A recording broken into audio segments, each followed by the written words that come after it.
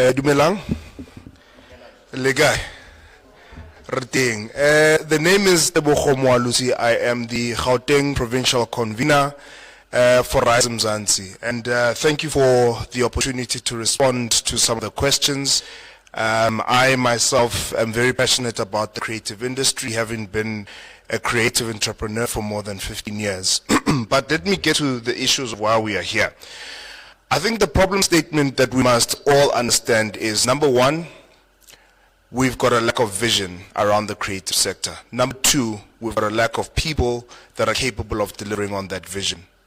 As MZANSI, our vision is very clear. We say we want to deliver a South Africa that we deserve, which is safe, which is prosperous, equal, and united in one generation. That very same stance applies to the creative sector. We want a safe, prosperous, equal, and united creative sector that should be delivered in one generation. Now, if you assess some of the challenges that Mpo spoke about, the lack of implementation, that's because we've got a failure of political will, competence, and deep professionalization in the arts in particular. We've got great and amazing technocrats in the Department of Arts, Sports and Culture, but where we fail is that the department has been treated at a political level as the graveyard at which politicians who have not been able to deliver go to retire and die. The current Minister of Arts and Culture, if you look at the last 2 or 3, all of them had failed in a previous portfolio, and then they were treated as though this is the political Siberia that they go to in order to be punished for what they did not achieve in other ministries. And any government that does that shows you and reflects the importance of just strategic thinking of how they assess and look at the creative industry. So we must always think about these things because people matter. People matter. It's people that are creatives. It's people that generate ideas. It's people that implement those ideas. And therefore, the quality of the people determines the outcomes that we get. For as long as we subscribe to have mediocre level leaders, particularly in the political structures, we will get mediocre outcomes. Let me try to respond to some of the questions that were asked. The infrastructure question. Infrastructure is not unique to the creative industry. This country has fundamentally not been changed and renewed for 30 to 40 years. We live in cities and towns and townships that are structured exactly the same way as the apartheid regime. And therefore you can't expect that the creative industry is going to innovate new infrastructure when our social and spatial planning hasn't been revitalized or renewed. The creative industry is a reflection of the society that we live in. And therefore, if we've got a city and a township that has not been renewed, we cannot expect creative industry that's able to be sustained and be built on the back of the same infrastructure. If you don't have healthcare facilities and education facilities, and yet you want to build theaters and spaces for skills development, that is not going to happen. Because people live within communities, and those communities are supposed to respond not only to the healthcare and educational needs of the people, but the creative arts and cultural aspects as well. So from an infrastructure point of view, one of the things that we think should be implemented is, number one, you must have a vision statement around what kind of cities, towns do we want to live in, and start to make sure that people transition from how we currently reside into the future of how people should live. Alexander, for an example, we as a people could choose and define Alexander as a transition space between what we call the Sandton CBD and Moorfontein and Ekurhuleni. The Colette Drive and London Drive corridor could be converted to be high-speed highways that allow for movement of goods and services between these two nodes. And that's how you connect two very important economic zones. And that's how you enable Alexandra to become the provider of services, goods, and culture to people who live and work in those particular areas. But because there hasn't been a vision that has been articulated about what Alexandra should be and what it should contribute to the broader society, we can't transform this space to start to reflect that ambition. And that is the problem that we have. So that's the infrastructure question.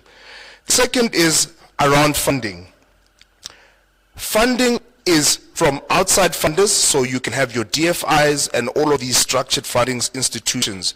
But the best way to fund this creative sector is to build a marketplace that allows for sustained growth of this particular sector. The creative sector doesn't exist in a vacuum. It exists within a greater economy.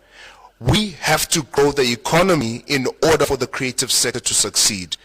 And we cannot do that when we've got failing state-owned enterprises, when we've got no electricity, no water, bad road infrastructure, and an inability to move goods and services through our ports. In this country, 2 to 3% of our GDP sits within two parastatals, which is Eskom and Transnet.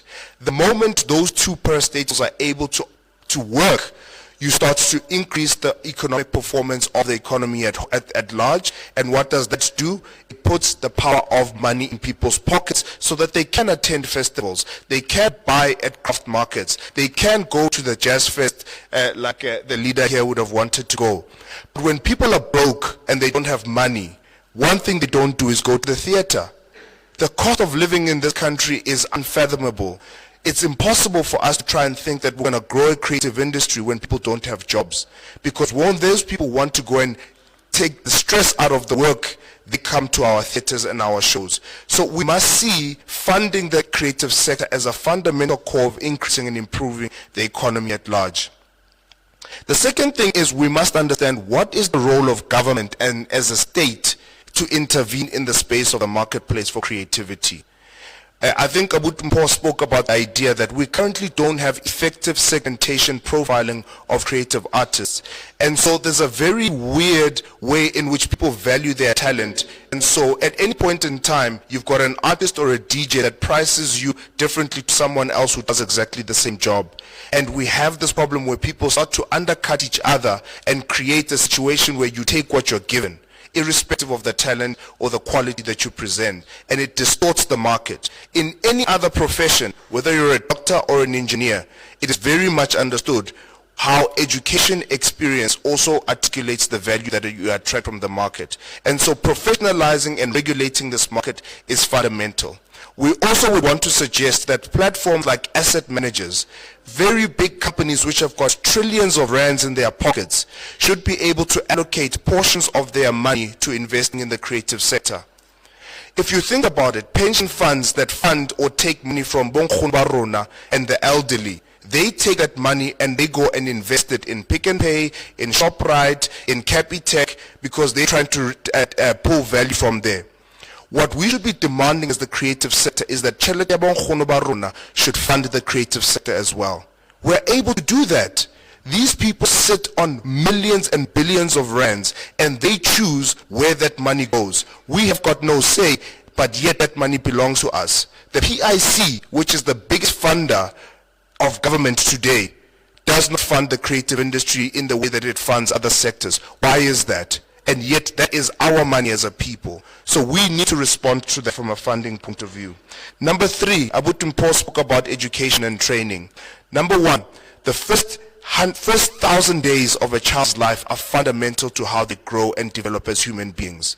So creativity, not a creative art, creativity should be a fundamental contribute to how we raise and grow our children. That should be embedded in our ECD centers, which obviously at the moment are crumbling and are not available to our communities. And so if you want to build the creative sector, you start at the very basic level. You are supposed to make sure that ECDs have got platforms, have got practitioners, and have got resources in order to build creativity from the get-go. Through the life of a creative, we need pathways. At the moment, you know what you need to study in order to become a professional engineer. From grade 1, they know that you must take maths and you must take sciences and you must build up in order to get to varsity. And when you spin out of that process, you then become an engineer. As the creative sector, we don't have those pathways. You have to figure it out. Wake up and be like, I want to become a professional singer or a dancer. At what point do you get supported through that process to be able to understand what do you do through the different phases of your education experience in order to become a professional singer, dancer, performing art? So pathways are absolutely important, and then building partnerships that are local and international to make sure that our talent can get experience elsewhere. It's important. Creativity does not exist in a vacuum. It's therefore important that creatives are able to travel the world, learn how other people live and work, and bring some of that knowledge back into the country so that we can leverage it. Number 4 was a question around the digital world. Digital is here and it's here to stay.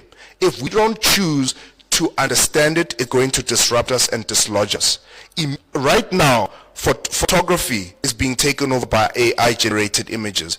If you're a photographer, your life path as a photographer is very limited, because all of a sudden, people can generate exactly the same images off a computer that look just as competitive as something that you would have shot at an event like this. But because we don't have a government that knows how to respond to digital disruption in a way that is impactful, we have a problem. And it's going to continue to create what we call the Kodak moment, which is at this point, your career may be relevant, but in 10 years' time, it can completely be obliterated like the BlackBerry did. So it's important that we start thinking about those and whether or not we're going to respond to digital interruption. Data is too expensive, and therefore we're not able to leverage data platforms in order to profile and show some of our arts. If data was cheap, TikTok would become a much bigger platform so that people can demonstrate and show their trade. But because you need airtime to watch a video that I would do, it means that I'm not able to scale and build the platform to show talent. So it's important that we build protection and we build access from a data platform point of view.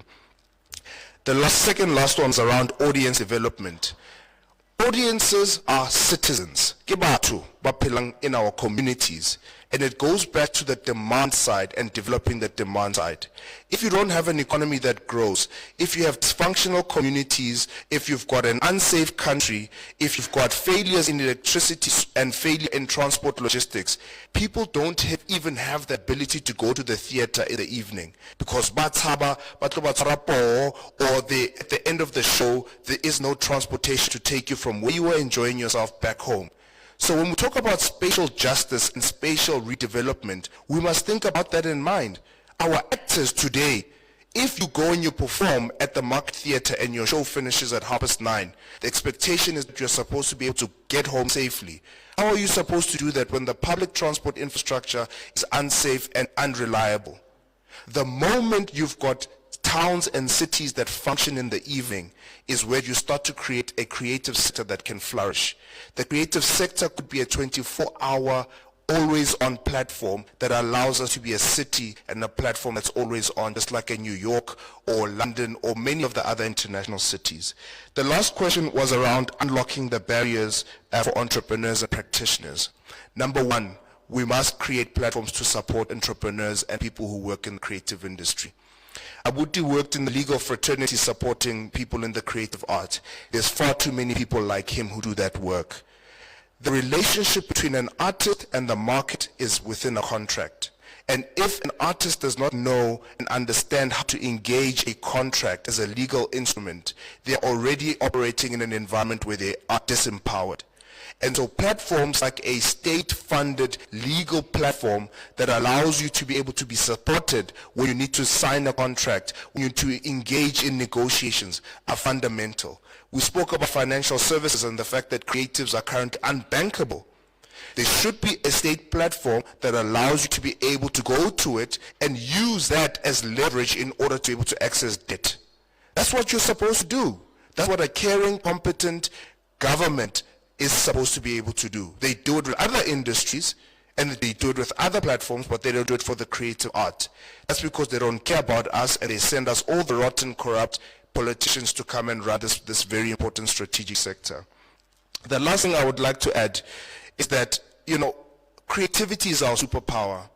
If you look around the world and you look at what Africa has been able to offer from a creative point of view, you will see that it's one of our biggest exports. All the way from Trevor Noah to Tyler to Black Coffee to Amapiano, we have demonstrated that this truly could be an asset to the country.